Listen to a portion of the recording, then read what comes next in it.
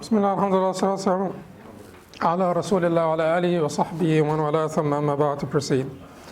So today inshallah we will go over the rest of the chapter on miscellaneous issues. You guys remember from last time we did finish the inheritance of the fetus, and we said we will presume that we have two males or two females, whichever is greater, because two males could be sometimes greater than two females, or two females will be greater sometimes, etc.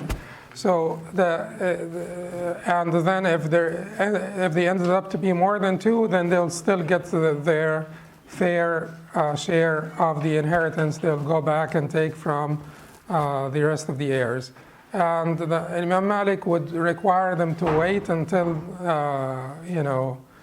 childbirth, and then to figure out the distribution after childbirth. Imam Ahmad would recommend it, but would not require it. So every one of the heirs will get the lesser of the two shares, will get the yaqeen, which is what is certain, what they will certainly get, regardless of whether we have two males or two females.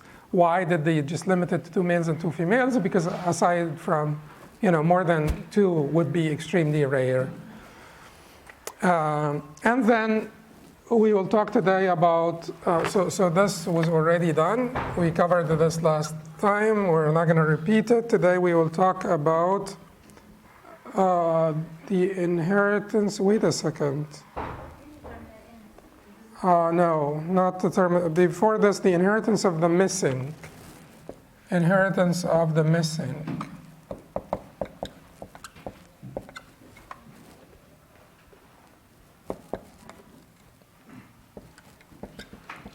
The missing heir. Okay, so Imam al-Qudamah rahimahullah, who died in the year 620 after Hijrah, said in his book Umdat al-Fiqh, وإن كان في الورثة مفقود لا يعلم خبره أعطيت كل وارث اليقين ووقفت الباقي حتى يعلم حاله إلا أن يفقد في مهلكة أو من بين أهله فينتظر 4 سنين ثم يقسم or يقسم. The Sheikh said, inheritance of the missing heir, if one of the heirs is missing and his or her whereabouts are unknown, you give each of the other heirs their certain share. The rest will be reserved until his condition is known, unless he goes missing in perilous circumstances, in which case you wait 4 years, and then his share will be divided. You wait 4 years, and then his share will be divided. So the missing, if someone is missing, when do we consider them dead? According to Imam Ahmad, there are two different reports, but these things have changed nowadays because the world has changed so much, particularly with technology and communication and so on and so forth. But if someone goes missing, we want to make sure that, because they used to go missing for in the past for a long time, and then they would come back. Some people could be kidnapped, and traveling was very perilous and so on. So if someone went missing, Imam Ahmad said we will wait until they reach age 90. Or in a different report, he said we will wait until it is determined that they are dead, and he left this to the judge indefinitely. So, but he left it to the judge. And leaving it to the judge is what enables us nowadays, because keep in mind that if you move from the past to the present without a proper sort of connection, link, you will sabotage the continuity of the Sharia. You will have to use proper legal devices to move from the past to the present, and to say that this is the modern application, or this is application of this in modern time. You have to be a faqih. We can't just jump in the dark and say, well, times are different, we're doing this. You have to be a faqih to provide the proper legal devices to get us from the past to the present, particularly validation from the Quran and the Sunnah, from the way of the righteous predecessors, from the legal maxims, even sometimes تخريج على قول أهل العلم في المذاهب الأربعة أو في غيرها من المجتهدين. Or even sometimes an extraction from, the extraction from the different, or extrapolation from the different positions of the scholars, the mujtahideen, in the four madhahib and outside. So here, Imam Ahmad is saying, we'll leave it up to the judge.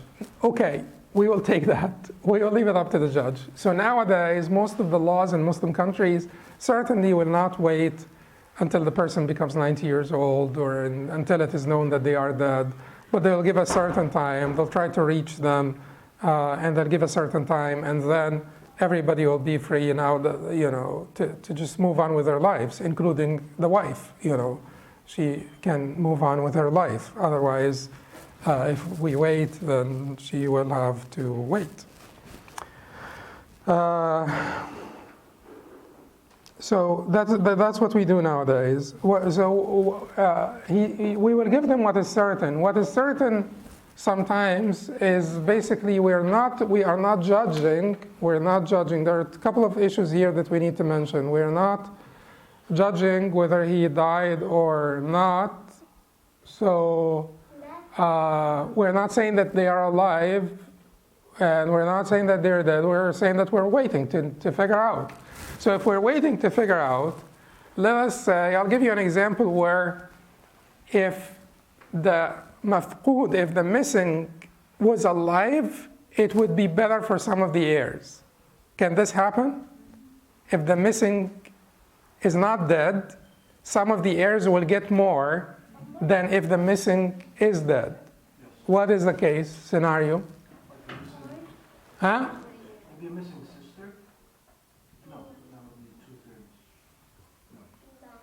No. I'll give you a quick example. One example is you have two daughters. It is in your book anyway. No, you don't have a grandfather. You have an uncle. You have two daughters. And you have, okay. And then you have a son who died. That son who died had a daughter and a missing son.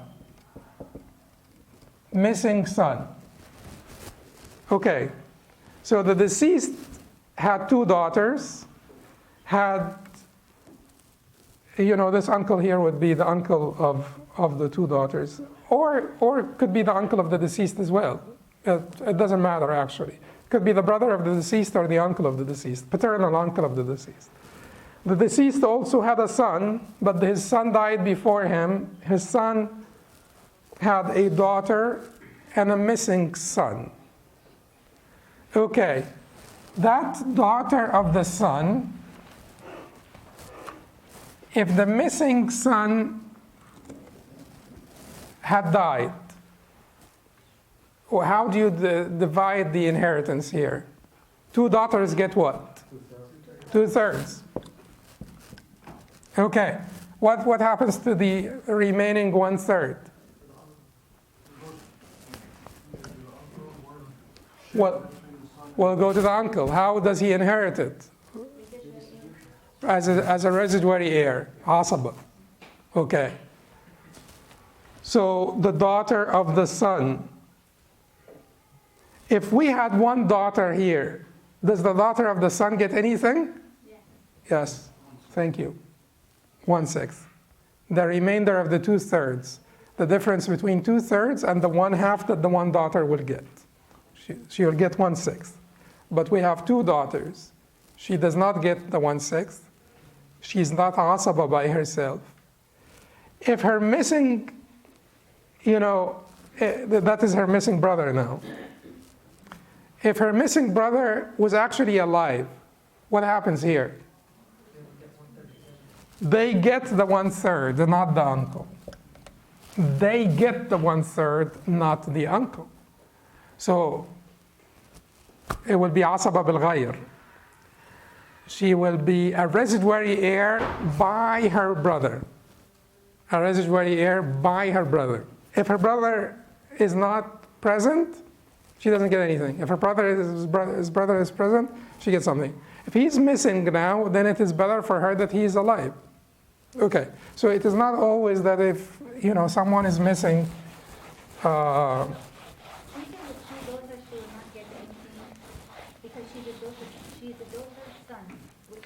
No, we're talking about the formulas I have now. We're not talking about al-Wasiyya al-Wajiba in the sort of Egyptian law and some other laws. She will get something because they will say that the grandfather should have included her in his bequest. That's al-Wasiyya al-Wajiba. That's sort of the required bequest. But that is, that's the law in Egypt and some other countries, but not in the form of that. Okay. So that's one thing. The other thing that we wanted to say, what if we did not come to know whether the person, we just didn't come to know when the person died, or like we came to know that the person died, but we don't know that the person died before or after the deceased, that we're dividing their inheritance. That missing person, we don't know whether they died before or after. Do we give him anything? The missing, who died, but we don't know whether they died before or after.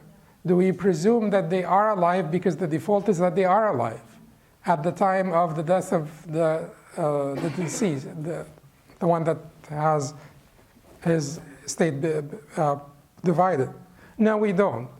Because their presence when alive is a condition for their inheritability, sort of, if that's a word.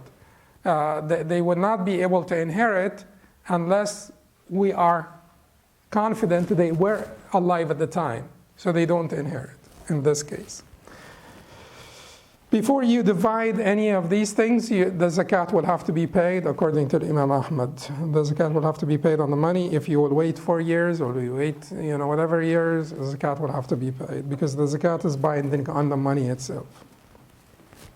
The second issue here is وَإِن طَلَّقَ الْمَرِيض في مرض الموت المخوف امرأته طلاقا يتهم فيه بقصد حرمانها الميراث لم يسقط ميراثها ما دامت في عدته وإن كان الطلاق رجعيا توارث في العدة سواء كان في الصحة أو المرض. So divorce during terminal illness. If he divorces his wife while he is terminally ill in a manner that makes his divorce suspected of being intended to deprive her of inheritance, she is still entitled to the inheritance as long as she is in her waiting period. So a man is in his terminal illness and he says to his wife, "Inti talaq bil-thalatha," or divorces his wife, or she's been, "Inti talaq bil-thalatha," it will be tabeen immediately. But a man wants to divorce his wife and to make her ba'in, whether there was 2 before and he does the 3rd or he does the 3-in-1, according to the majority, you count 3 as 3.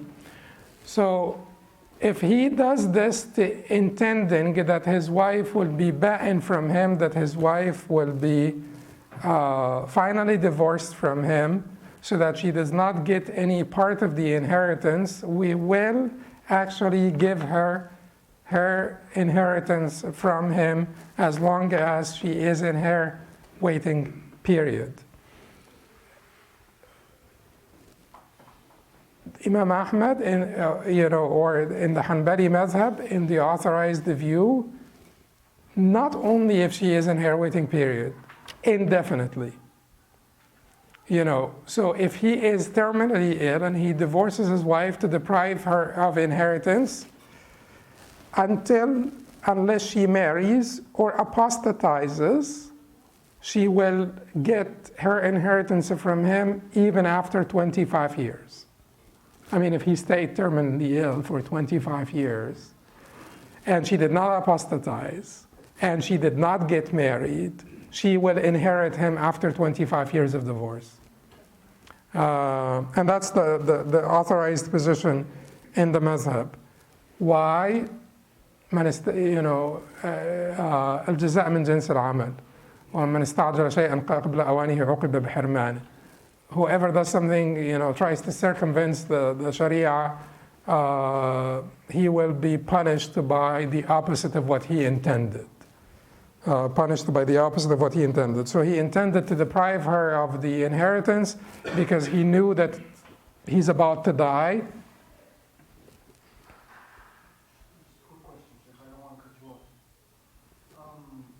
So the illness that he dies from has to be the same illness that he divorced her. Yes. Like, let's say he was ill, but he died in a car accident. In his terminal illness that he died from. He has to die for that reason. In his terminal illness that he died from. Yes. So then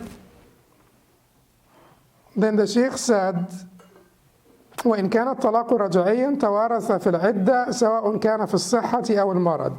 If the divorce is unfinalized, they inherit from each other during the waiting period, whether he divorces her while in a state of health or terminal illness. And we have covered this before, right? So any woman that you can take back will inherit from you and you inherit from her as long as your divorce is unfinalized. If you cannot take her back, you cannot inherit from her, she cannot inherit from you. Except in this one case, when it is finalized because you divorced her in your terminal illness to deprive her of her inheritance. And then the next issue here is وإن أقر الورثة كلهم بمشارك لهم في الميراث فصدقهم أو كان صغيرا مجهول النسب ثبت نسبه وإرثه وإن أقر بعضهم لم يثبت نسبه وله فضل ما في يد المقر عن ميراثه, which is acknowledgement of disputed lineage. If all the heirs acknowledge the presence of a co-heir who agrees with them or is young and of unknown lineage, then his or her attribution to the deceased and inheritance from the deceased is established.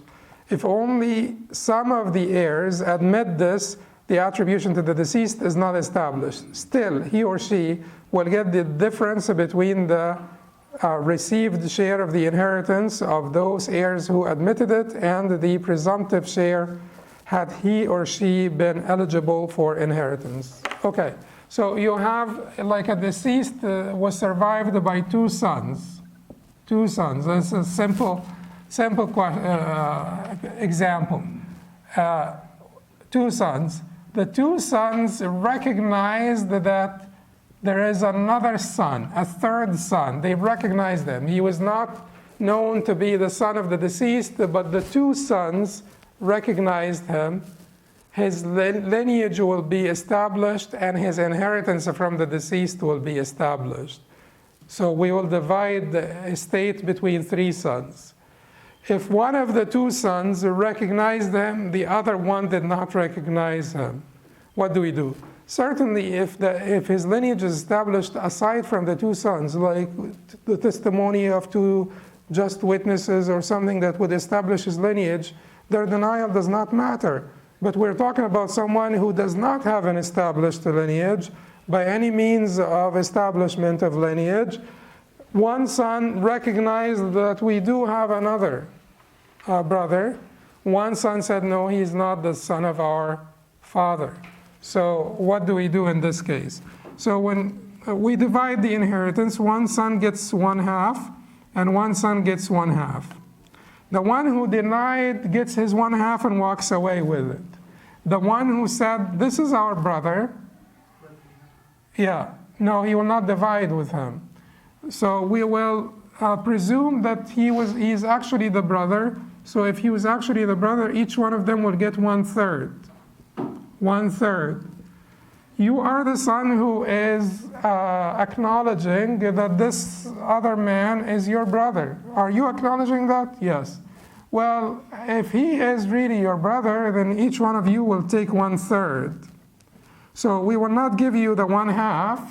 We will give you only the 1/3. So because you acknowledge that the other is a brother. So the one who has a disputed lineage, what does he get in this case? 1/6, the rest. The difference between the 1/2 that this person would have received if he was not a brother, and the 1/3 that he should have received if that person is actually a brother. So that's how we calculate it when it comes to acknowledgement of disputed lineage.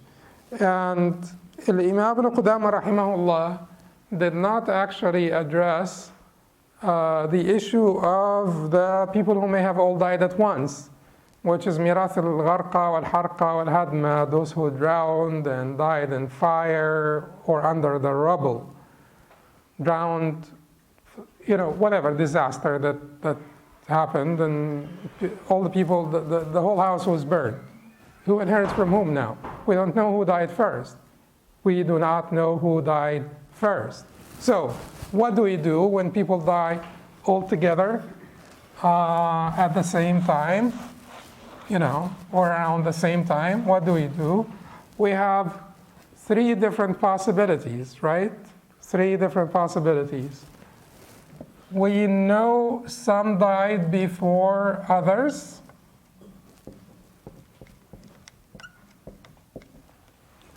We know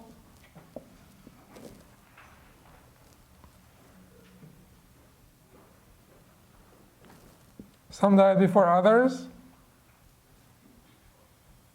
We are certain some died before others. We are certain they died all at once.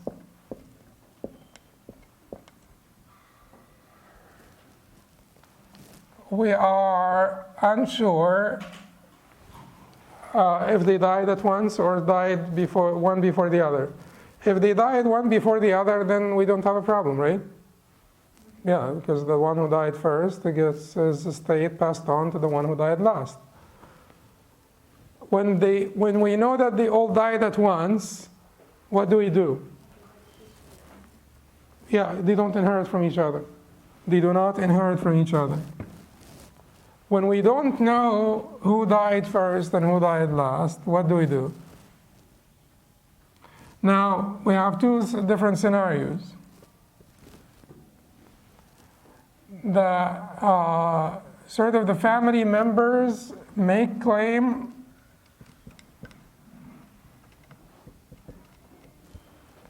do not make claims.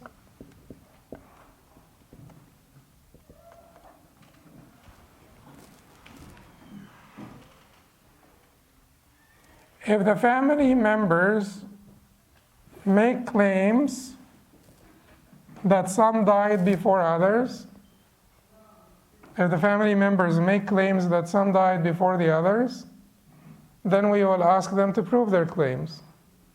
If they are unable to prove their claims, what do?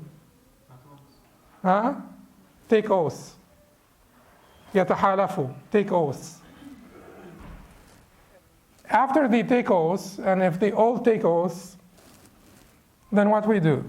We don't let them inherit from each other, because basically equivocal evidence or equivalency of evidence.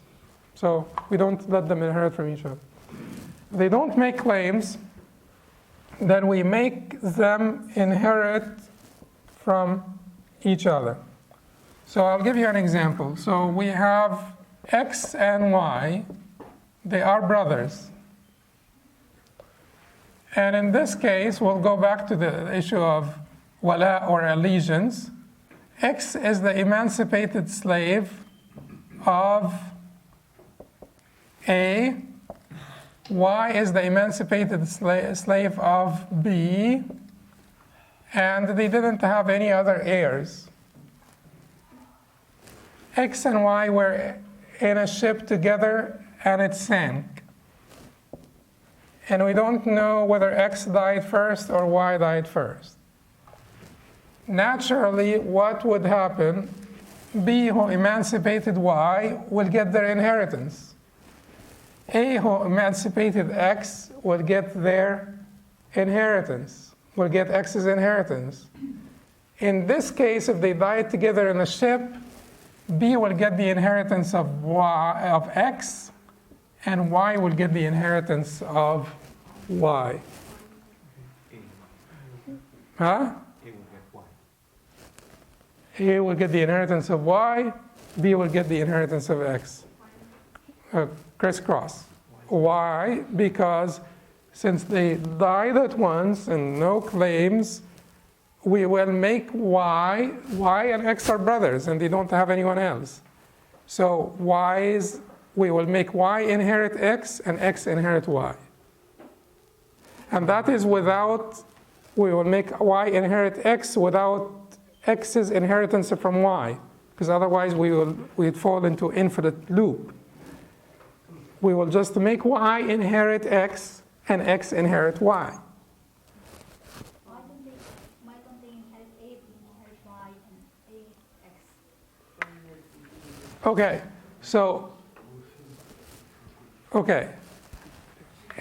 You know, the emancipator gets the inheritance of the emancipated if they don't have family to get their inheritance, right? X and Y are brothers. X was emancipated by Y, so X was emancipated by A, so A should get the inheritance of X. Y was emancipated by B, B should get the inheritance of Y. But since they died together and we died together, we don't know that one of them died before the other, and there are no claims about this, we will make them inherit each other. They are brothers. So X would inherit Y and Y would inherit X. And if X inherits Y and Y inherits X, at the end of the day, maybe I'm wrong. No, you're right. No, the idea, I know I'm a little wrong. Let me tell you why. Because you thought that B is actually inheriting X. B would inherit Y, but Y had inherited X. So B will get the estate that X had before they died. But B is not inheriting X. B is still inheriting Y. But because Y got X's money and X got Y's money, now B will get X's money and A will get Y's money. Yeah. So that's briefly what that thing is about. What about the intersex? Okay, good that you reminded me about the intersex. But we did talk about the intersex before, but like a quick reminder on the intersex, if we can figure out their sex, that's fine. If we cannot figure out their sex, we give them half of the male and half of the female. So we make two masail. We make two scenarios. That's how we do it. You make a scenario where this is a male, and you make all the divisions based on him being a male, and you make another scenario that they are a female, and you make all the divisions based on them being a female. And not only them, but every one of the heirs will take half of scenario A and half of scenario B. Clear? It is simple, but it's genius. It's, like wallahi, our fuqaha were just great people. Because they just, nothing that they didn't want to do things ad hoc, like arbitrarily. So, well, I can't know. It's khunsa mushkil. It's just like a complete sort of the dead end. I will never be able to tell if they are male or female. If I am able to tell, that's fine. We're done. No problem. But if we're not able to tell, then we will have two different masail. We will have two different problems. So we will divide the estate as if they were male, and we will divide the estate in problem B as if they were female, and every one of the heirs will get half of scenario A, plus half of scenario B. And if you do this, it will come to, it will be good, it will be fine. If you get half of scenario A and half of scenario B. That's the intersex thing. Nowadays, and when we talked about intersex, we did talk about it. We did talk about this concept of intersex, that the intersex in the past, they used to have certain signs by which they told whether they were male or female. Now we have advanced sort of science to attribute them to one of the two genders. The true hermaphrodite is not the politically correct name for it now, but the true intersex, that is truly true intersex, is actually half and half. These people exist. That is basically truly mushkil, even for medical scientists. They have for all the different levels. We have 4 different levels of gender. We have the genetic, we have the basically the inner gonadal, and we have the hormonal, and we have the exterior genitalia. And then we have certainly the behavioral, which was considered by our scholars as well, but not as a substitute for, but basically an expression of the above. So at all different levels, the person is half and half. That used to be called true hermaphrodite. And their incidence in the world was, because otherwise pseudo-hermaphrodite is basically everyone with ambiguous genitalia does have, you could actually ascribe them to one of the two genders at the end of the day. But the true hermaphrodite, they have both all throughout the 4 different layers, and their incidence is extremely rare. It is 1 in 25 million deliveries. 1 in 25 million deliveries. So a country that, like the US, would have, and many times also they don't live that long because of some other complications. So a country like the US may have 3 or 4 people, 5 or 6 or 7, just that are true intersex. Let me finish what I wanted to say about unless the question is for disambiguation. I said something ambiguous and you need the clarity. Yes. So in your example, you're talking about somebody that's You're saying that I speak ambiguous. Yes, ambiguous. So somebody that's biologically, like intersex, not the people that do it themselves? What? The ones who change their sex. Born a man but change it to a woman later. In your example, you're talking about hermaphrodites that are genetically... Oh, no, we're talking about intersex, the people that cannot be recognized, that cannot be ascribed to one of the two genders. Cannot be ascribed to one of the two genders because of ambiguous genitalia. Then the sheikhs, then we have 6 different chapters that we will not cover. They all pertain to slavery, and because of the lack of practical purpose, I will just, slavery, the talk about slavery nowadays it belongs not to fiqh, but to the science of apologetics, Islamic apologetics. Not that we are apologizing on behalf of the Lord. Allah does not need anyone to apologize on his behalf. Apologetics does not mean to apologize. It means to put together a rational, systematic argument in defense of a doctrine. That's the definition. If you don't like the word because it infers some negative connotations, don't use it. But the word apologetics as a science is not about apology. It's not about apologizing, even though the people who engage in this are called apologists. They are not apologizing. They are providing a rational, systematic argument in defense of doctrines or practices. So slavery, because of the lack of practical purpose, would belong to the discipline of rudud, whatever, refutation of misconceptions, whatever name that you want to give that science of apologetics. And that is how I addressed it. That is why I put all the discussion in an appendix at the end of the book, which hopefully will come out within the next 2 to 3 weeks, inshallah. So the Sheikh talked about the chapter on allegiance to the emancipator, which is basically the condition that will make wala, or in the chapter of allegiance, which is bab al-wala, allegiance is when you emancipate someone and you have their allegiance.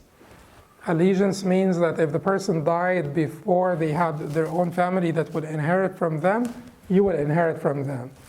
Because really, it is such a big deed. It is like you have given birth to them. Because emancipation releases you from the bond of slavery. It is such a good act, such a good deed. So the emancipator was rewarded by inheriting them if they did not have their own family to inherit them. So, but if the emancipated now goes out and gets married and has their kids, the emancipator will not get anything. Okay. Then the Sheikh talked about the chapter on inheritance through allegiance to the emancipator, Bab al-Mirath bil-Wala, chapter on inheritance through allegiance to the emancipator, which is what we were talking about here. In the first chapter, when he talked about allegiance, he talks about the conditions that will make wala or allegiance valid. The second, he talked about the inheritance of the emancipator. The third, he called it the book of emancipation. And he called it the book not because it is big, but because it is important. He did not call it a chapter, Bab al-Itq. He called it Kitab al-Itq. Not because it is big, but because it is important. And then he talked about Bab al-Tadbir, the chapter on emancipation upon the death of the owner. Tadbir, the promise of death upon the death of the owner, is basically the last opportunity for a person to do the good deed of emancipation. If he did not want to let go of his slave during his life, because he just depended on him so much, he did this or that, but he wanted the slave to be free after him, they just issue like a promise of emancipation upon death. And that used to happen. Then Bab al-Mukatab, the chapter on the emancipated by contract. The emancipated by contract, which is also a genius model, where the slave was empowered to purchase themselves. And if they were to purchase themselves, or they get into a contract with their master to purchase themselves, the Muslim community would have to support them, as Allah subhanahu wa ta'ala said in the Quran. And then Bab Hukm Ummahat al-Awlad, the chapter on the mothers of children. Bab Hukm Ummahat al-Awlad, the chapter on the mothers of children. Mothers of children will bring about, thoughts about concubinage, right? Because she would be a slave girl, and her master would have sex with her, and then she would give birth to a child. Now, a couple of things that I wanted to mention here is the image that you may have in your mind, that the image of sexual assault is not true. It didn't happen. Do you know that the Prophet ﷺ said, whoever slaps his slave, there is no expiation for him except their emancipation. If you slap your slave, there is no expiation except emancipation. So the idea of having a slave girl being beaten to have sex with her is completely foreign to Islam. That is absolutely untrue. If slapping would result in emancipation, could you imagine someone like beating someone? In addition to all of the teachings of Islam that would make this reprehensible, but also, the other thing that is also important to mention here is that this was a way for them to freedom, right? Because once she gives birth to a child, she's not sellable, she's not exchangeable, she is not anything, and she is free upon the death of the master. So this was a way for many, many people to get their freedom. We could talk about this forever. I just wanted to mention like a few points. One point that we have to take in concern is that قُلْ مَا كُنْتُ بِدْعًا مِنَ الرُّسُلِ. This is not something that Islam invented. Concubinage is all over the Bible. So this is not something that Islam invented. What? You don't believe it? Hussein, why are you looking so surprised? You didn't know it was in the Bible? I'm just focusing. Yeah. No, don't get absorbed. The ayat, what he's saying, ما كنت بدعا من الرسل. Yeah, قُلْ مَا كُنْتُ بِدْعًا مِنَ الرُّسُلِ means that I was not a new thing among the messengers. Like, this is not I'm not bringing about inventions here. I'm teaching the same thing that was taught before me. I am relaying a message that is like the messages before me. So Islam did not invent this. And, after wars, during those times, after wars, the harsh conditions, we're not apologizing on behalf of God. We want to understand the wisdom and the mercy of God in His legislation. After wars, when you had lost to war your sustainer and maintainer, women, because you were thinking corporate America here and she can go back and get the masters and stuff.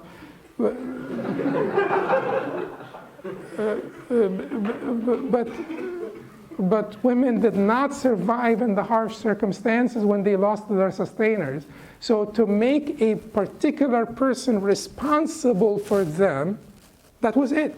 To make responsible, accountable for their well-being, for their protection, for their sustenance. That's it. And it is not, because that will also protect them on the battlefield, because they will not be fair game, like happens all the time in modern wars by non-Muslims or even bad Muslims. They will not be a fair game. It will be a particular person who will have a relationship that is not a relationship like, the slave is not, the humanity of the slave has never been questioned by Islam or compromised by Islam. Do you know that this concubinage, having sex with a slave girl, was actually a privilege, let me tell you why it was a privilege. I'll give you like a fiqh controversy that will highlight that point. Do you know that the Malikis, Shafi'is, and Hanbalis, that is the clear majority, Malikis, Shafi'is, and Hanbalis, said that you cannot have sex with a non-Muslim and a non-Kitabi slave girl. So you cannot have sex with a slave girl who's not Muslim, Christian, or Jew. That's the position of the majority. من لا يحل وطئها بعقد لا يحل وطئها بملك اليمين. She who is not permissible to marry, to have sex with through marriage, is not permissible to have sex with through custodianship of the right hand. Custodianship of the right hand. Custodianship of the right hand. What does that tell you? It tells you that they were not really treated as property, because a wathaniya, an idolatrous slave girl, you cannot have sex with her. It's not like according to the Maliki Shafi'i, according to the clear-cut majority of Muslim scholars. You cannot have sex with her. And all of this, we're talking about the past because, when it comes to application, all Muslim countries are signatories to all of the agreements, international agreements, which are a positive outcome from an Islamic perspective. That ban slavery and dictate the exchange of POWs, prisoners of war, that they're not going to be enslaved or not going to be subjected to harsh treatment. All of these things are desirable from an Islamic perspective, and all Muslim countries are signatories. And you could say that they were pushed into it, but if they were not pushed into it, and it was offered to them, and they were, the strongest and most powerful, Islam would have encouraged them to partake in such treaties if the world agreed on them, because الشرع كان دائما متشوفا إلى الحرية. So the legislation has been always looking forward to emancipation and looking forward to freedom and liberty of all people. So, but what I wanted to tell you is that if she was not a Muslim, Christian, or a Jew, you can't have sex with her. Huh? If the slave girl was not Muslim, Christian, or Jew, the Muslim owner, master, cannot have sex with her, according to the Malikis, according to the clear-cut majority, Maliki, Shafi'is, and Hanbalis. What does that tell you? It tells you that this was not a prize for the victors. This was a means of protecting and privileging, or satisfying the needs of those women who lost their sustainers and protectors, to provide protection, to provide sustenance. In addition to this, if they were spiritually compatible with the master, with the Muslim master, spiritually compatible with the Muslim master, they can have sex together. Spiritually compatible with the Muslim master, they can have sex together. If they were not spiritually compatible, like she was an idolatress, they can't have sex together. It's not like for his enjoyment, because he could, for his enjoyment, it doesn't really matter whether she is Muslim, Christian, or Jew, or she's anything else. She's like atheist or idolatress, etc. That doesn't make, but that is important to keep in mind.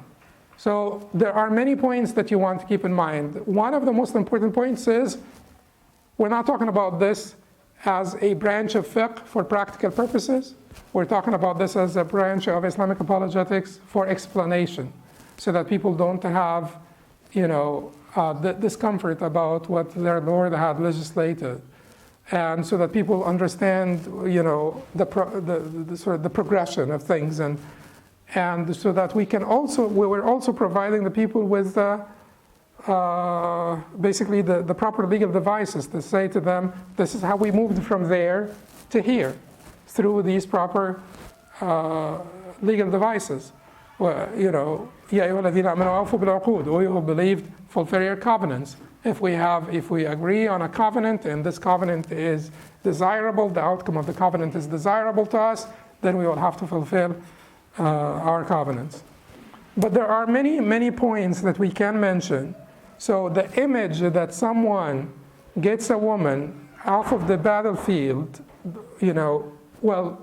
everybody will have to wait until her waiting period ends. And it's not going to be a fair game for everybody. And it's going to be one particular person. And that one particular person will be responsible not only for her protection and sustenance, but they may also have sex together in certain cases if she is compatible with him spiritually, if she's Muslim, Christian, or Jew. No, that sexual assault is out of the question. No, that is not something that Islam would approve of, that would be reprehensible Islamically. Slapping your slave will earn them their emancipation. So how could that be when you are beating someone to have sex with her. So all of these things, just remember them because this is a particularly sensitive issue that I found that many people are unable to provide proper answer to. Did I, it's actually we're short on time. I want you to read that thing on slavery, the article on slavery. It can be improved. I mentioned some things now that I did not mention in the article, but that's what I wanted to say. And that brings us to the end of the Book of Inheritance and the basically Book of Emancipation, al-Fiqh, and the different chapters on slavery. And next will be family law. So next week, inshallah, will be family law. Talk about, the good stuff first, engagement and stuff, and then we'll talk about the hard stuff later. قل قولي هذا استغفر الله لي ولكم سبحانك اللهم وبحمدك اشهد ان لا اله الا انت استغفرك واتوب اليك.